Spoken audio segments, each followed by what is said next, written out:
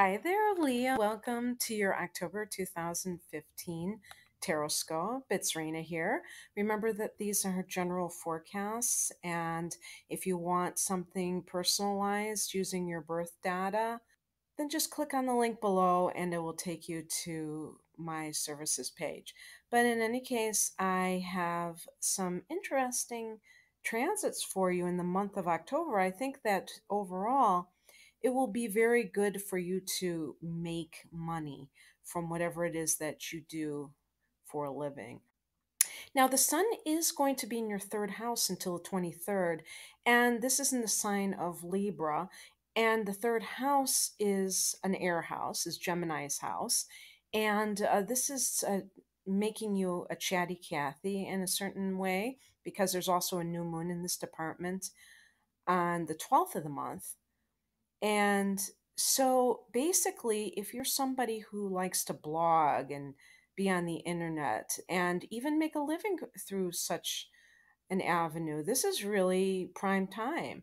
But in general, even if you just like to do it at your leisure, this is the period where you might start to see things kind of heat up. You know, Leo and Libra are very friendly together.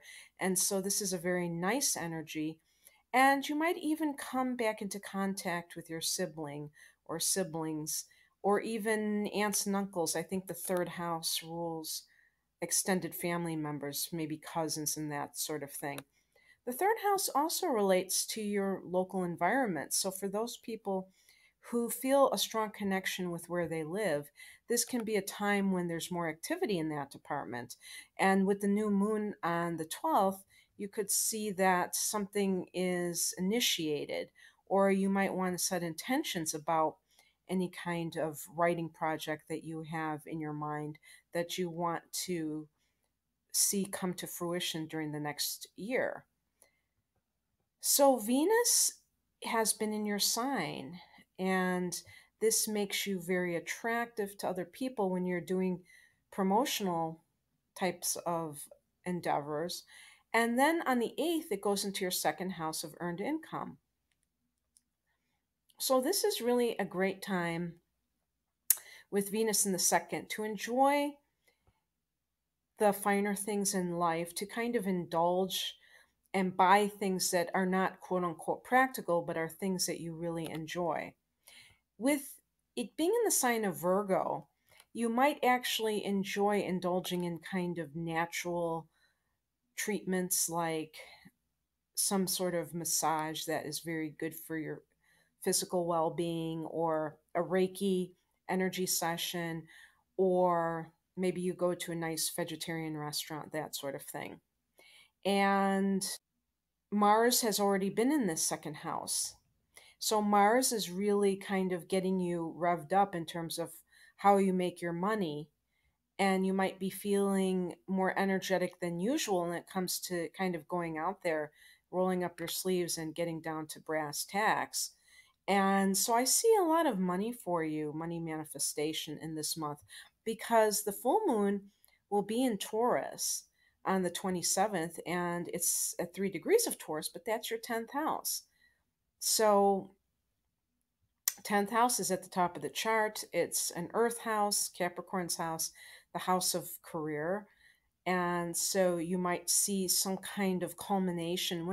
When we say culmination, or we say, I like to say blossoming, almost like kind of coming to fruition, reaping in the harvest, if you will, because I don't want to put it out there that it's some sort of ending, because it could be a promotion, it could be something greater than what it was before. And there's definitely the spotlight on your career at the end of the month. And that is so nice, isn't it? Now, Mercury will go direct on the 9th of the month in the third house again. So expect to kind of hear some news. Again, it could be with siblings or other family members regarding some matter that somehow was kept in suspension, and now things are kind of rocking and rolling. I noticed that you have the sun going into the fourth house towards the end of the month on the 23rd. This is the sector of home and family. So there might be some news that ends up being related to your family, either of origin or your current family, but I'm thinking it's of origin if you hear from your siblings or your cousins. So that might be connected, this Mercury turning direct and the sun going into Scorpio.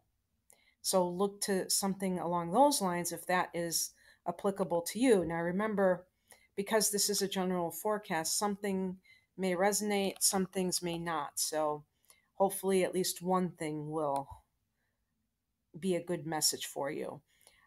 So Saturn is now in your fifth house, being in the sign of Sagittarius. And this is a fellow fire sign. The fifth house is your house, Leo. So I assign particular significance to this transit. So for those of you who are artists, and I would wager that a good number of Leos are artistic in some way, whether it's in the fine arts, whether you're painting or sketching or that sort of thing, or if you are a performer.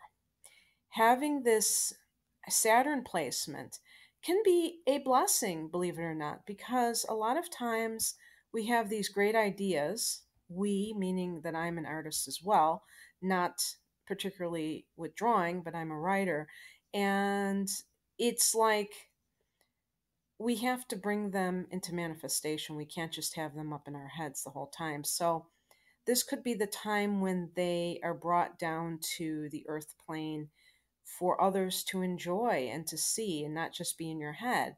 Some people see Saturn as restriction, and it's all in the perception, isn't it? I think because it's in the sign of Sagittarius, and Sagittarius is a fellow fire sign, I think it's actually going to be something that will be good for you rather than something that is negative. So look forward to that transit for the next 2.5 years. So, Leo, in terms of your tarot spread for the month, the first card that represents the current state of your existence is the Four of Pentacles. And this really dovetails nicely with all the things I said about that Virgo activity in your second house.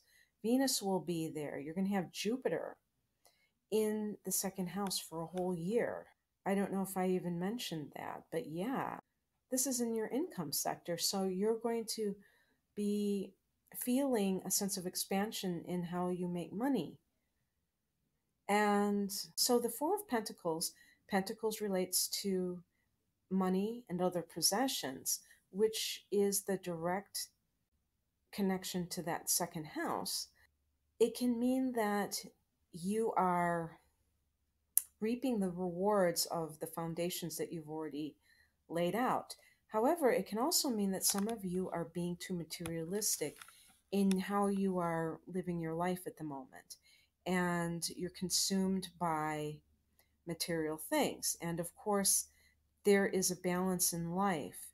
When you are on the spiritual path, some people try to reject the world and material things in a quest for enlightenment, but they soon realize that it's an imbalanced perspective because even that which is material, which is temporary, was created by God. So it is something that we are here to enjoy, but it's all a matter of balance. The message from the universe is a major arcana card, the lovers. So for some people, this may be a message that there is love out there for you if you have been kind of wringing your hands and wondering if it will ever show up or even show up again if you've had it in the past and something happened to it. This card is affirming that, of course, yes, it is out there for you. For some people, this is more of a situation that you have to make some sort of choice. Whenever you see a two in the tarot, or in this case, the duality of the couple that is depicted, there may be a choice that you have to make, and it might not even relate to the love sphere. It might have something to do with a job offer, and you have two potential companies or two potential clients that you must make a decision about, and it's highlighted right now. But for some of you, it may have to do with healing because Lover's card is the sixth card, and six relates to healing. And it also relates to home. And it's interesting that the sixth house in astrology is the house of health. Remember that numerology is consistent within the tarot and astrology, there's a connection there. So, the advice that you're being given is the Page of Rods. And this is all about spreading your passion. You know, it's very interesting because rods or wands, as they are often called too, are fire signs, and you are a fire sign. And lighting your fire, what lights your fire? The page is a young energy.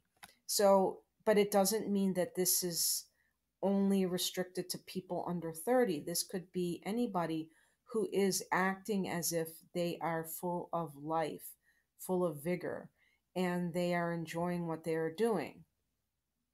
Whether it be a creative project, whether it be a hobby that really gets you absorbed in it, or just you are enjoying life as it comes, and it's really good for you to share that enjoyment with other people, possibly in a group setting. This is a card that could indicate that it would be a good idea to mingle with other people who share similar passions. The accompanying advice card is the Empress card, and this is an Earth Mother type of energy, whether you are a female or male Leo. This is a very nurturing energy. It's also an energy that may be telling you that you need to plant a seed somewhere. So when Mercury goes direct on the 9th, when we have a new moon on the 12th, maybe after this time period, you will be wanting to start something new that will increase your manifestations in the future and your harvest in the future. And the outcome card is the Nine of Cups in reverse. And this is kind of like an energy of overindulgence, but it's one of those cards that is so exceedingly positive that even in its reverse position, it's still showing the abundance and warning against overindulgence. I couldn't help but notice that the reading is bookended by two cards that relate to possible indulgence on a material level, because the reading starts with the Four of Pentacles. And even though it's kind of a conservative energy, it's still an energy of being consumed by material possessions. And then the ending is like the Nine of Cups in reverse, which is more of a celebratory energy that is taken too far. And what it shows, though, is that there's something to celebrate, which the astrology seems to kind of back me up on this suggestion. Of course, October has already started as I record this, so hopefully it started on a good note, but it looks like it's going to be wonderful for you guys, and I am happy to share this message with you. I wish you the best in October. Bye, Leo.